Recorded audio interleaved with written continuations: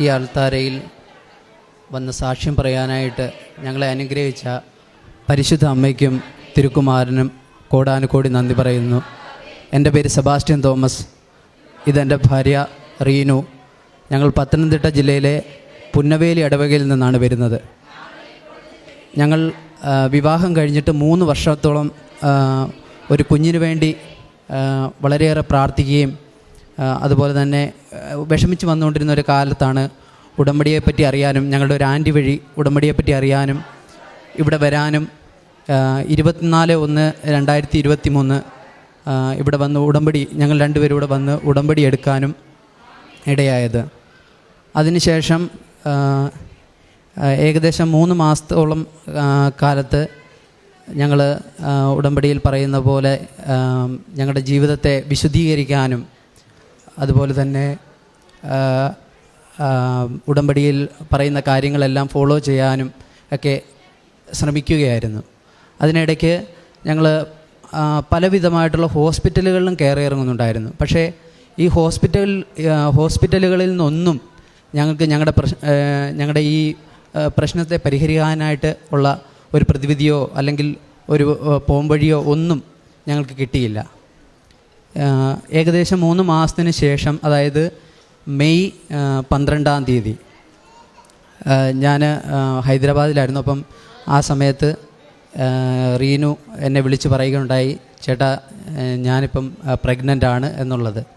അപ്പം ഇത് പരിശുദ്ധ അമ്മയുടെ ഒരൊറ്റ പ്രവൃത്തി മൂലമാണെന്ന് ഞങ്ങൾ പൂർണ്ണമായിട്ട് വിശ്വസിക്കുന്നുണ്ട്. കാര്യം ഈ കാലയളവിൽ റീനു ഉടമ്പടി നേർച്ച വസ്തുക്കളായിട്ടുള്ള തൈലം വയറിൽ പുരട്ടുകയും അതുപോലെ തന്നെ തേൻ കഴിക്കുകയും ഉപ്പ് ഭക്ഷണത്തിൽ ഉൾപ്പെടുത്തി കഴിക്കുകയും ഒക്കെ ചെയ്തിരുന്നു. ഇവിടുന്ന് നമ്മൾ വാങ്ങിക്കുന്ന പത്രം ഞാൻ സാധാരണ ചെയ്തുകൊണ്ടിരുന്നതെന്ന് പറഞ്ഞാൽ കുറച്ച് പേർക്കൊക്കെ കൊടുക്കും. പക്ഷേ പള്ളിയിൽ പോകുന്ന സമയത്ത് ആ പള്ളിയുടെ ബാക്ക് വശത്ത് വെച്ചിട്ട് ആൾക്കാരെടുക്കട്ടെ എന്നുള്ള ഒരു രീതിയിൽ ഞാൻ പള്ളിക്കകത്ത് കയറി കുർബാന കണ്ടിട്ട് തിരിച്ചു പോകാറാണ് പതിവ്. അപ്പം ഞാൻ ഇവിടുന്ന് ഒരു പ്രാവശ്യം കൊണ്ടുപോയ പത്രം ഹൈദരാബാദിൽ പള്ളിയിൽ ഞാൻ ഇതുപോലെ പുറത്തിങ്ങനെ ഒരു ചെയറിട്ടിട്ടുണ്ടായിരുന്നു. ആ ചെയറിൽ വെച്ചിട്ട് ഞാൻ പള്ളിക്കകത്ത് വന്ന് കുർബാനയ്ക്കായിട്ട് നിന്നു. അപ്പോൾ കുർബാനയുടെ ഇടയ്ക്കല്ല എനിക്കിങ്ങനെ ഒരു തോന്നലുണ്ട്, നീ ചെയ്യുന്നത് ശരിയല്ല, ഈ പള്ളിയുടെ പുറകിൽ ഈ പത്രം കൊണ്ടുപോയി വെച്ചിട്ട് ആൾക്കാരെടുക്കട്ടെ എന്നുള്ളത് ശരിയല്ല. അപ്പം നമുക്കറിയാം, ഈ പത്രം കൊടുക്കുന്ന സമയത്തൊക്കെ പലരും നമ്മളെ പല പുച്ഛത്തോടെയും അതുപോലെ എന്നെയൊക്കെ നോക്കുകയും ചിലപ്പോൾ കുറ്റപ്പെടുത്തുകയൊക്കെ ചെയ്യാറുണ്ട്. അപ്പം ഞാൻ എന്ത് ചെയ്തു, ആ കുർബാനയ്ക്ക് ശേഷം അവിടുന്ന് തിരിച്ചു പോയിട്ട് ഞാൻ നോക്കുമ്പോൾ കുറച്ച് പേരൊക്കെ പത്രം എടുത്തിട്ടുള്ളൂ, ബാക്കി പത്രം എല്ലാം അവിടെ ബാലൻസ് ആയിട്ട് ഇരിപ്പുണ്ട്. ഞാൻ ആ പത്രം എടുത്ത് അതിന് ശേഷം പള്ളിയുടെ അവിടുന്ന് താഴേക്കൊരു സ്റ്റെപ്പുണ്ട്, ആ സ്റ്റെപ്പിൻ്റെ അവിടെ നിന്ന് വന്നവർക്കെല്ലാം ഞാൻ ഈ പത്രം വിതരണം ചെയ്യാൻ തുടങ്ങി. അപ്പോൾ ഒത്തിരി വിഷമത്തോടു കൂടിയാണ് ഞാൻ ആ പത്രം ആ സമയത്ത് അവിടെ നിന്ന് വിതരണം ചെയ്യുന്നത്. നിങ്ങൾക്കറിയാം, നമ്മൾ ഈ യുവജനങ്ങൾക്ക് അങ്ങനെയൊക്കെ ചെയ്യാനുള്ള, അല്ലെ എൻ്റെ ഈ ഏജ് കാറ്റഗറിയിലേക്ക് ഉള്ളവർക്ക് അങ്ങനെ ചെയ്യാനുള്ള ബുദ്ധിമുട്ടുകളും കാര്യങ്ങളും ഒക്കെ ഉണ്ട്. പക്ഷേ ഞാൻ അവിടെ നിന്ന് അത് ചെയ്തു. എന്താണെന്നറിയില്ല, ആ വിശുദ്ധ കുർബാന സമിതി ഞാൻ പ്രാർത്ഥിച്ചിരുന്നു ഈ പത്രം വിതരണം ചെയ്യാനുള്ള ഒരു ബലം എനിക്ക് തരണേയെന്ന്. അതിനുശേഷം ആ സ്റ്റെപ്പിൻ്റെ അവിടെ നിന്ന് തന്നെ എൻ്റെ ഈ കുഞ്ഞ് ജനിച്ചതിൻ്റെ മധുരം വിതരണം ചെയ്യാൻ എനിക്ക് സാധിച്ചു എന്നുള്ളതാണ് ഏറ്റവും വലിയ ഒരു സന്തോഷമായിട്ട് എനിക്ക് തോന്നി. അതായത് ആ സ്റ്റെപ്പിൽ നിന്ന് എനിക്ക് എന്തോരം ബുദ്ധിമുട്ട് അനുഭവിക്കേണ്ടി വന്നോ, ആ സ്റ്റെപ്പിൽ നിന്ന് തന്നെ പരിശുദ്ധ അമ്മ എനിക്ക് സന്തോഷവും തന്നു എന്നുള്ളതാണ്. പിന്നെ ഉടമ്പടി എടുത്തതിന് ശേഷം ഞങ്ങളുടെ ജീവിതത്തിൽ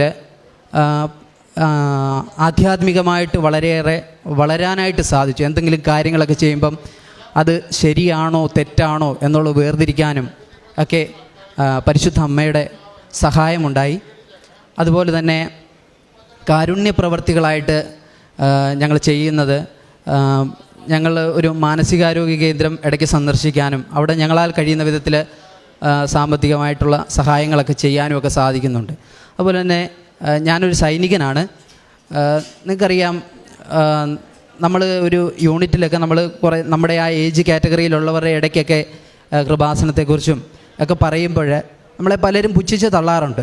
ഞാനിങ്ങനെ കുഞ്ഞുണ്ട് ഇല്ല എന്നുള്ള കാര്യങ്ങളൊക്കെ പറയുന്ന സമയത്ത് എന്നോട് പറയുന്നത് നിനക്ക് ട്രീറ്റ്മെൻറ്റ് IUI IVF ഒക്കെ ചെയ്യണം. പക്ഷേ എനിക്ക്, അതായത് സഭ ഇത് അംഗീകരിക്കുന്നില്ല എന്നുള്ള ഒരു മെൻറ്റാലിറ്റി, അല്ലെങ്കിൽ അത് ആ ഒരു ഇത് എൻ്റെ മനസ്സിൽ എപ്പോഴും ഉണ്ടായിരുന്നു. അതുകൊണ്ട് ഞാൻ പൂർണ്ണമായിട്ട് വിശ്വസിച്ച് പരിശുദ്ധ അമ്മ എനിക്ക് കുഞ്ഞിനെ തരും എന്നുള്ള ആ ഒരു വിശ്വാസം അത് എനിക്ക് അമ്മ സാധിച്ചു തരികയും ചെയ്തു.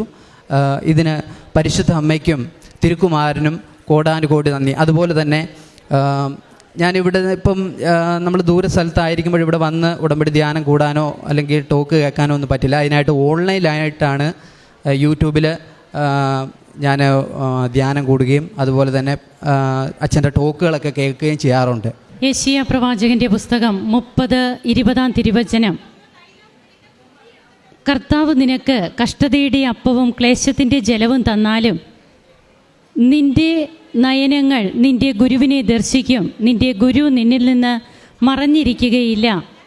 നിന്റെ നയനങ്ങൾ നിന്റെ ഗുരുവിനെ ദർശിക്കും. നീ വലത്തോട്ടോ ഇടത്തോട്ടോ തിരിയുമ്പോൾ നിന്റെ കാതുകൾ പിന്നിൽ നിന്ന് ഒരു സ്വരം ശ്രവിക്കും, ഇതാണ് വഴി, ഇതിലേ പോവുക. യുവജനങ്ങൾ കൃപാസന പത്രം കൊടുക്കുമ്പോൾ അവർക്ക് ഉണ്ടാകുന്ന ബുദ്ധിമുട്ടുകൾ, അല്ലെങ്കിൽ ആര് തന്നെ കൃപാസന പത്രം കൊടുത്താലും അത് അത്ര എളുപ്പമല്ല. എന്നാൽ തന്നെ ശൂന്യനാക്കിയ ക്രിസ്തുവിനോട് താതാത്മ്യപ്പെട്ടുകൊണ്ട് ഈശോയെ അറിഞ്ഞവരെ ആഴപ്പെടുത്തുവാനും അറിയാത്തവരെ അറിയിക്കുവാനും കൃപാസന പത്രം ഓരോ വ്യക്തികളും ബോധ്യത്തോടെ പിന്നീട് കൊടുത്തു തുടങ്ങുമ്പോൾ എങ്ങനെയാണ് അവരുടെ ജീവിതത്തിൽ അവർക്ക് കഷ്ടതയുടെ കാലങ്ങളും ക്ലേശത്തിൻ്റെ കാലങ്ങളുമൊക്കെ നീങ്ങി സന്തോഷത്തിൻ്റെ നാളുകളിലേക്ക് അവർക്ക് കടക്കാനാകുന്നത്. അവർ പിന്നീട് വന്ന് പരിശുദ്ധ അമ്മ ജീവനോടെ പ്രത്യക്ഷപ്പെട്ട അൾത്താരയിൽ വന്ന് ഈശോയെ മഹത്വപ്പെടുത്തി തങ്ങളുടെ സാക്ഷ്യം പങ്കുവയ്ക്കാനാകുന്നത്. അതാണ് അനുഭവ സാക്ഷ്യത്തിൽ ഈ മകൻ പറഞ്ഞത്. തങ്ങൾ കുഞ്ഞില്ലാതെ വിഷമിക്കുന്നു, പലരും പല ട്രീറ്റ്മെൻറ്റുകളെക്കുറിച്ച് പറഞ്ഞു, പല ഹോസ്പിറ്റലുകളിൽ ഇവർ കയറി ഇറങ്ങി, എന്നാൽ ഒരു പ്രതിവിധിയും കിട്ടിയില്ല. എന്നാൽ അമ്മയുടെ അടുത്ത് വന്ന് ഉടമ്പടിയെടുത്ത് പിന്നെ കിട്ടുന്നത് പോസിറ്റീവ് റിസൾട്ടാണ് എന്നുള്ളതാണ് നമുക്ക് കേൾക്കുവാൻ സാധിച്ചത്. അങ്ങനെ ഉടമ്പടി നേർച്ച വസ്തുക്കൾ ഉപയോഗിക്കുന്നു, അതുപോലെ കാരുണ്യ പ്രവർത്തികളൊക്കെ ചെയ്യുന്നു. ഈ കാരുണ്യ പ്രവർത്തികളും പ്രേക്ഷിത പ്രവർത്തനവും അത് തീർച്ചയായും നമ്മെ ദൈവത്തോട് അടുപ്പിക്കുന്നതാണ്. അതായത് നാം ഇഷ്ടത്തോടെ ചെയ്യുമ്പോൾ ദൈവം അവൻ പറയുന്നത് പോലെ ചെയ്യുക എന്ന പരിശുദ്ധ അമ്മയുടെ ഉടമ്പടി വചനമനുസരിച്ചുള്ള കാരുണ്യ പ്രവർത്തികളാണ് നാം ചെയ്യുക. അപ്പോൾ നമ്മുടെ ജീവിതത്തിൽ തന്നെ മാറ്റം വരും. നാം ഇതുവരെയും നടക്കാത്ത ഒരു പാതയിലൂടെ നാം നടക്കും. അങ്ങനെ ബോധ്യങ്ങൾ നമുക്ക് അനുഭവ തലത്തിലേക്ക് പിന്നീട് വരികയും അതാണ് നമ്മെ സാക്ഷ്യം പറയുവാൻ പ്രേരിപ്പിക്കുക. ആത്മീയ ജീവിതത്തിലൊക്കെ ഒത്തിരിയേറെ മാറ്റങ്ങൾ വന്നു.